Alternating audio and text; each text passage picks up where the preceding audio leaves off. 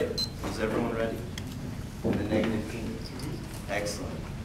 Kevin M. Cohen once said, "Substantial compliance may be enough to satisfy some laws, but it should not be enough to satisfy a statute that deals with the human right of free immigration. A human right such as free immigration is too important for our legislators to allow mere substantial compliance with Jackson Vanek's terms to serve as the basis for permanently rescinding Jackson Vanek's application to Russia." In other words, there's no reason to graduate Russia from the Jackson Vanek Amendment, at the very least, at this time. That's what I'm going to be talking about in today's speech, that there's no reason to graduate Russia from the Jackson Vanek Amendment today, and there's plenty of reason to at least wait. Now, my partner talked in his speech about the example of a speeding law, or basically that when you're driving down the road and you see a speeding sign, just because you're in compliance with the speed limit doesn't mean that the speed limit no longer applies to you. It's the same way with Russia. The Jackson Vanek Amendment doesn't actually talk about or have a provision for graduation within its text. It's like a law or a speeding law. Just because Russia is in compliance with it doesn't mean that it shouldn't apply to Russia, that these restrictions shouldn't still be hanging over their heads in a sense. Because if Russia were to break the law, then they could be punished. However, Russia has not suffered any negative consequences because of the Jackson Vanek Amendment or imposed by it ever since they have been in compliance, which has been for 17 years.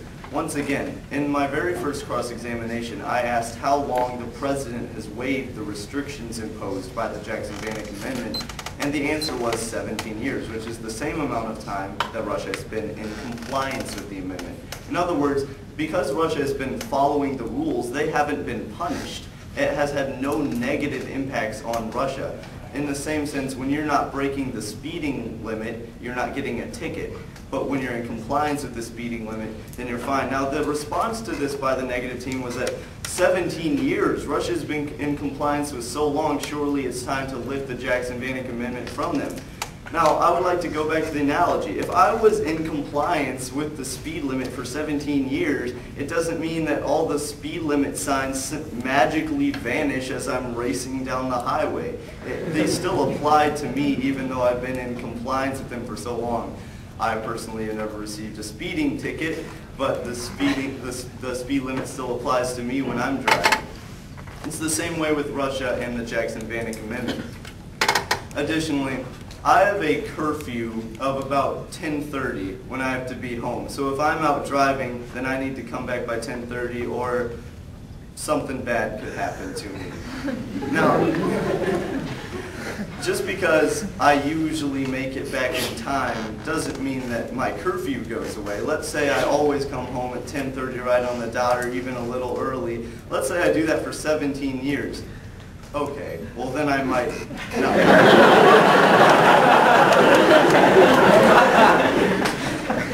But let's say I maintain my curfew from infancy, and then by the time I'm 17, I'm coming back. My parents aren't saying, "Oh, you know, you've always got home right on time. Now your curfew doesn't apply anymore." And then I'm coming home at 3 a.m. Who even knows? I mean, I might leave, never come back at all. I mean, the curfew doesn't apply.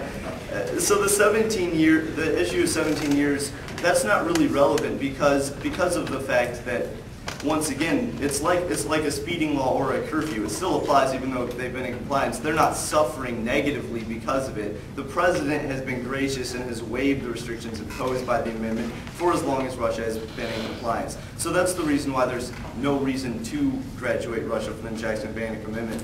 Now let's see if there's any reason to keep them under the Jackson Vanek Amendment, reason to actually keep it in place. I'd like to point out that the Jackson Vanek Amendment was not put in place to make the Russian government happy or to please the Russian government. It was to protect the rights of the individuals and the citizens of the Russian country in order to stand up for human rights, specifically the human right of immigration.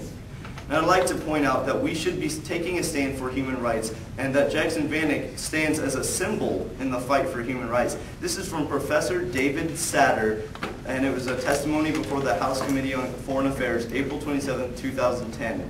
He said the Jackson Vanek Amendment will eventually be rescinded with regard to Russia, but this should be done in response to improvements in Russia's internal situation. In the absence of such improvements, haste in scrapping Jackson-Vanik is simply not necessary.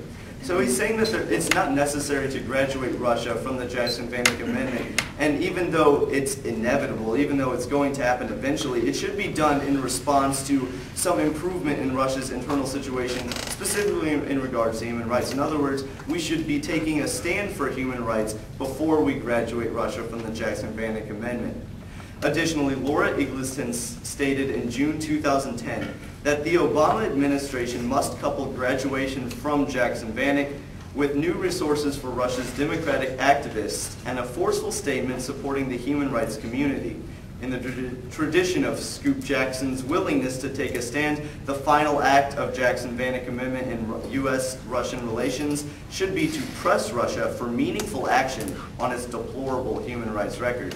In other words, the final act of the Jackson-Vanik Amendment, as far as United States and Russia relations are concerned, should be to press Russia for meaningful action as far as human rights are concerned, as far as its human rights relations.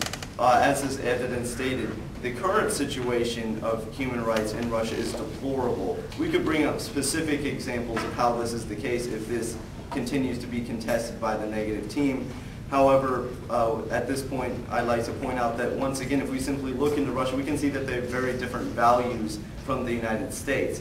Their government functions completely differently, and they treat their citizens with far less respect than the United States does. So human rights are being violated in Russia, and the specific human right that was under the provisions of the Jackson-Vanik Amendment was immigration. Now, my partner pointed out in his first speech that Russia hasn't even proven to be in full compliance with immigration. Now, even if Russia gets by on a technicality and has been found to be in compliance, that there's still issues as far as immigration are concerned within their country.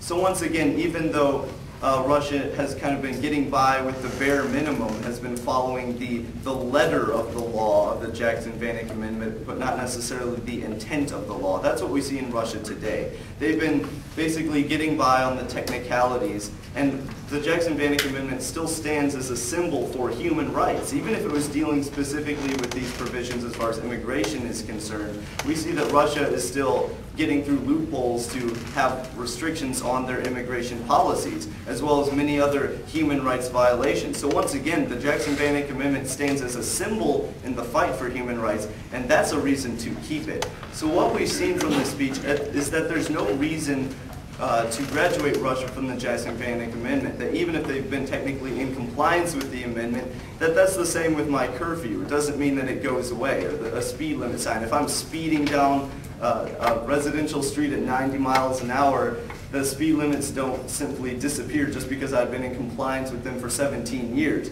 And additionally, that the Jackson-Vanik Amendment should stand as a symbol in the fight for human rights. So for all these reasons, we strongly urge a negative ballot. Thank you very much.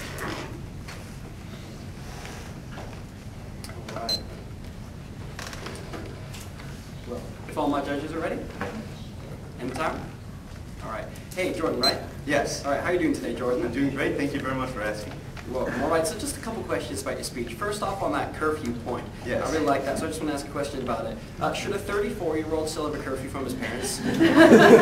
Well, I tried to tweak it to say that it counted from my infancy, since I was born, up to the point that I turned 17. 17. Yes. All right, so you don't get a curfew when you're 17? No, I do get a curfew. Okay, so when would the curfew be removed from you? Let's just stick with the speeding while I'm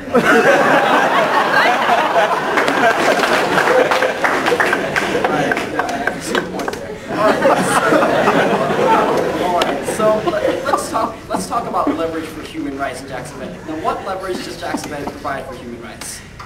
What leverage specifically? Well, once again, I believe the affirmative team and the negative team can agree that Jackson-Vanik is a symbol, that it holds lots of symbolic value. Once again, it's not having negative impacts specifically on Russia, and even if it's not necessarily having positive impacts, it was originally put in place as a symbol in the fight for human rights. Okay, now how does Jackson-Vanik help human rights currently? Well, once again, it's not having negative effects specifically or quantifiably on Russia, but it's not, and even if it's not necessarily having quantifiably positive effects on Russia, the symbolism is still there. All right, so my question is about it may not necessarily be having positive effects. My question is, can you point me to a human right that has been improved by Jackson Vanik besides immigration? Other than immigration, I'm not sure if I could point to one other than immigration. As I mentioned, Russia's kind of been getting by with the bare minimum. All right, thank you. No further questions. All right, thank you very much.